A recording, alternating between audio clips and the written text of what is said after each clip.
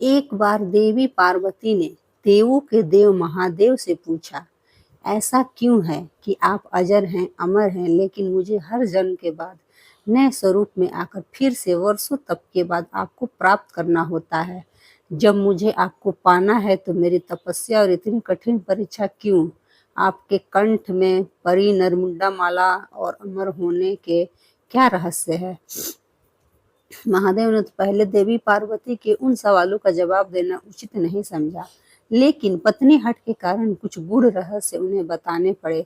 शिव महापुराण में मृत्यु से लेकर अजर अमर तक के कई प्रसंग हैं, जिनमें एक साधना से जुड़ी अमर कथा बड़ी रोचक है, जिसे भक्त जन अमरत्व की कथा के रूप में जानते हैं। हर वर्ष हिमकेयालय यानी हिमालय में अमरनाथ, कैलाश और मानसरोवर तीर्थ स्थलों में लाखों श्रद्धालु पहुंचते हैं, सैकड़ों किलोमीटर की पैदल यात्रा करते हैं। क्यों? यह विश्वास यूं ही नहीं उपजा।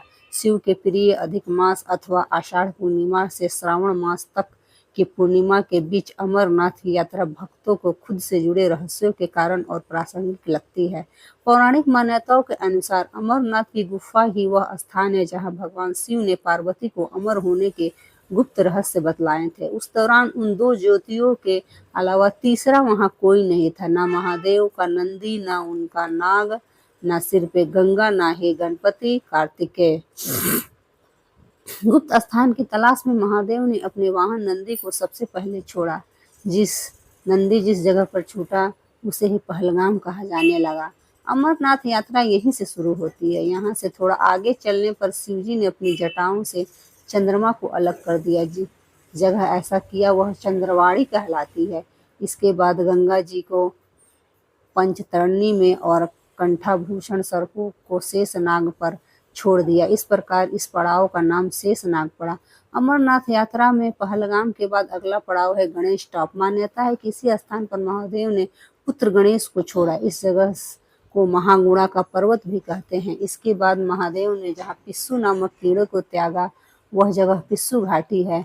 इस प्रकार महादेव ने अपने पीछे जीवनदायिनी पांचों तत्वों को स्वयं से अलग किया। इसके पश्चात पार्वती संग एक गुफा में महादेव ने प्रवेश किया। कोई तीसरा प्राणी यानी कोई व्यक्ति, पशु या पक्षी गुफा के अंदर घुस कथा को न सुन सके, इसलिए उन्होंने चारों ओर अग्नि प्रज्वलित कर दी। फिर महादेव ने जीवन के गूढ़ रहस्य की कथा शुरू कर दी। कहा जाता है कि कथा सुनते सुनते देवी पार्वती को नींद आ गई, वह सो गई और महादेव को पता नहीं चला। वह सुनाते रहे। यह कथा इस समय दो सफेद कबूतर सुन रहे थे और बीच बीच में गूं गूं की आवाज निकाल रहे थे। महादेव की लगा कि पार्वती सुन रही हैं और बीच बीच में हुंकार भर रही हैं।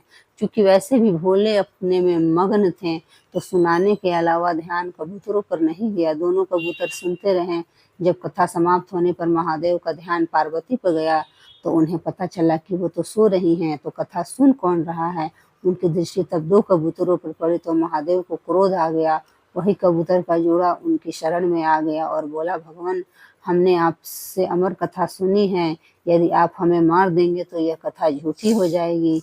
हमें पथ प्रदान करें। इस पर महादेव ने उन्हें वर दिया कि तुम सदैव इस स्थान पर शिव व पार्वती के प्रतीक चिन्ह में निवास करोगे। अंततः कबूतर का यह जोड़ा अमर हो गया और यह गुफा अमर कथा की साक्षी हो गई। इस तरह इस स्थान का नाम अमरनाथ पड़ा। मान्यता है कि आज इन दो कबूतरों के दर्शन भक्तों को होते हैं। अमरनाथ गुफा में यहाँ यह भी माँ प्रकृति का चमत्कार है कि शिव की पूजा वाले विशेष दिनों में बर्फ के शिवलिंग अपना आकार ले लेते हैं।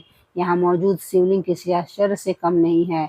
पवित्र गुफा में एक ओर माँ पार्वती और गणेश के भी अलग से बर्फ से निर्मित प्रतिरूपों के भी दर्शन किए जा सकते हैं। धन्यवाद। ओम नमः शिवाय।